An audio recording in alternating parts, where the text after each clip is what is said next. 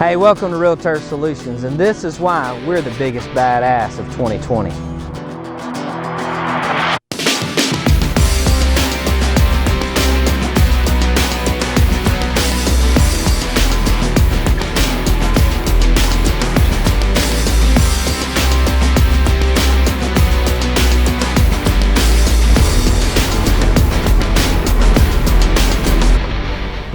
Hey, my name's Terry McNair. I'm the owner of Real Turf Solutions. We're based in Middle Georgia area. We service Forsyth, Georgia, Macon, Georgia, Perry, Warner Robins, Hawkinsville, right here, right dab in the middle of the state. And we are a full-service landscape company. We do landscape maintenance, installation, design, irrigation, weed control, fertilization.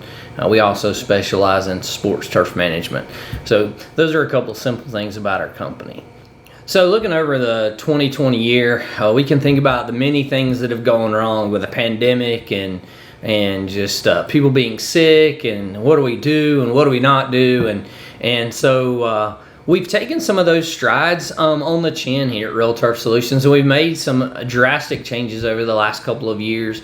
In the last year, we've actually added on to our facility. We were meeting and housing our facility in a 6x8 shed 2 years ago. Last year we rented our first facility with one office, and then this year we've actually expanded and now we have two offices in the same warehouse space. And so we've been able to add some of the cool features to our business, not only from the standpoint of our the actual building itself, but we were able to add some inventory control measures that we've put into place. We've actually built a storage room at our facility where we actually have our supplies stored.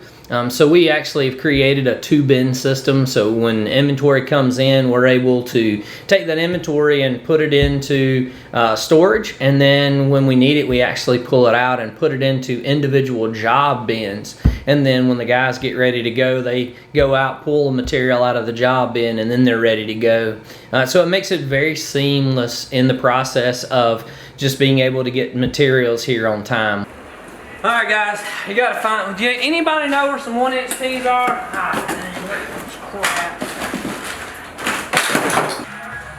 dang, hey, y'all got any 1-inch tees on that truck out there? Hey, any of y'all in here got any 1-inch tees? We need some 1-inch tees to get this job done. We got a $10,000 job. We need some tees. Anybody got some tees? Know where any tees are at?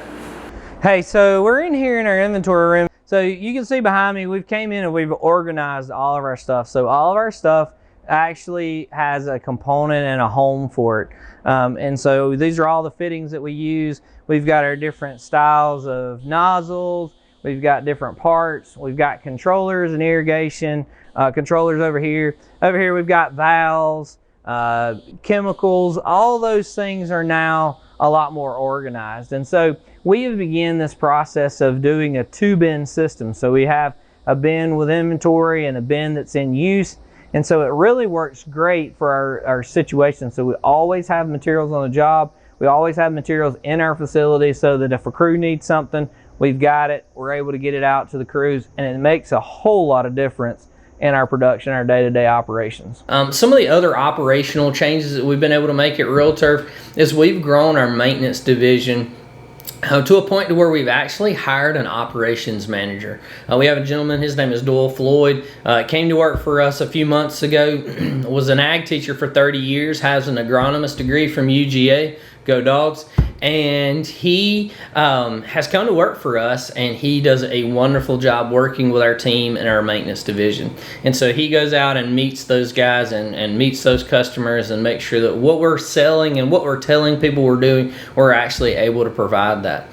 Some of the other really cool positions that we've been able to completely fill this year has been really interesting. One is we've been able to fill a social media position. We've brought a young man by the name of William Adams on. who has helped us in our social media platform. He's been able to do our Google and Facebook ads and marketing and different things, which has ramped up the volume of Real Turf astronomically. Just because we're able to take some of the things that we've learned in Service Autopilot Academy and different places, and we've been able to use those videos. We now have signatures on our emails. We now send out videos with emails, just a whole different component. We started with that social media campaign, we started a Tuesday tip. And every Tuesday we run a video, and it's just something simple, but it's a Tuesday tip of something in the landscape industry. It could be getting prepared for winter. It could be something about your irrigation, whatever the case may be. But we're building in our community the name of being the expert, and we're being able to do that through that social media platform and through William's new position. One of the other positions we've been able to fill to help pay for all this is the financial position. We actually have hired a financial manager to come in. Her name is Janice Bryan, and she has come in and brought 30 years of QuickBooks and accounting background and brought that information and that skill to our company. So we're able to use Janice and Janice's background to be able to monitor and manage our business a whole lot better and a whole lot tighter. No, we ain't got no money. But Janice, come on. I don't care. We don't have any money to spend to buy nothing. We've also added just recently, within a matter of a few days, we added Allison Allen, who's a landscape designer, to our team. This year we had an exorbitant amount of landscape designs to do. And so I was doing all of those designs. I've listened to enough of the videos, and I was the bottleneck, so we made the plunge and we hired Allison as a sales technician and as a salesperson, and she came in and has been selling landscape designs for us. So we've made some really good partnerships this year with some pool companies and with some builders, and so they're keeping our pipeline very steady and very full, but we still have to sell the work, we still have to draw the plans, and Allison has been a great asset in helping do that. And so we look forward to more and more of what she'll bring to the team in the next couple of years. But so everybody has the good story, but then there's the bad story. 2 years ago, my son was diagnosed with stage 4 bone cancer on his spine. And so 2 years ago, I didn't know if Real Turf would exist or not exist. 2 years ago, my world, my life was changed upside down, and I didn't know if I wanted to continue to do this or not. Continue to run a business, continue to be in the landscape business. Didn't know what was going to be my child's future, and when you're dealing with all of that, you just don't know. And so my team stepped up. The gentlemen and the people that I had on my team at the time, while I went off and dealt with cancer and dealt with my son's cancer, and making the trips back and forth to St. Jude, we had just joined Service Autopilot Academy. And so we had met a number of people. And so during that process, I was actually able to go and visit with a number of Service Autopilot Academy folks while I was in Memphis, and then on the way back and forth to Memphis. And so it was really a great encouragement. And then as things began to progress, I began to realize that my employees actually were dedicated to this. I thought sometimes I was on my own. I was working 70 or 80 hours a week. I was never home. My family wished I was home more. My wife and kids were like, is this really worth it? And so and then we dealt with the cancer, and we dealt with the cancer in the middle of the summer, in the busiest part of the season. And then all of a sudden, all of my staff stepped up.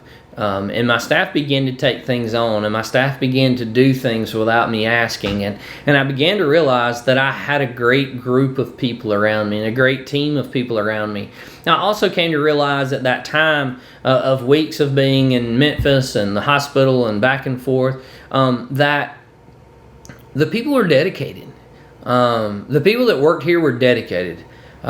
They weren't just dedicated to the business. They were dedicated to me. They were dedicated to my family.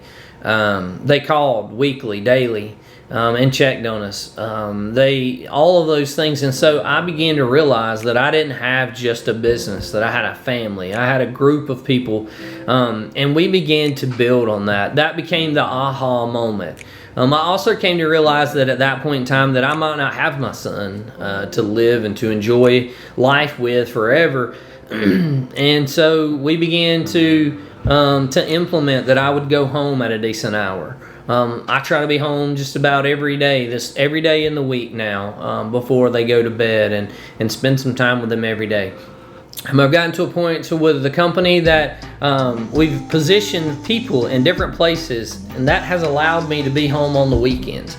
So I'm not here Saturday and Sunday. I'm not pouring all of my life into a business that eventually may go away.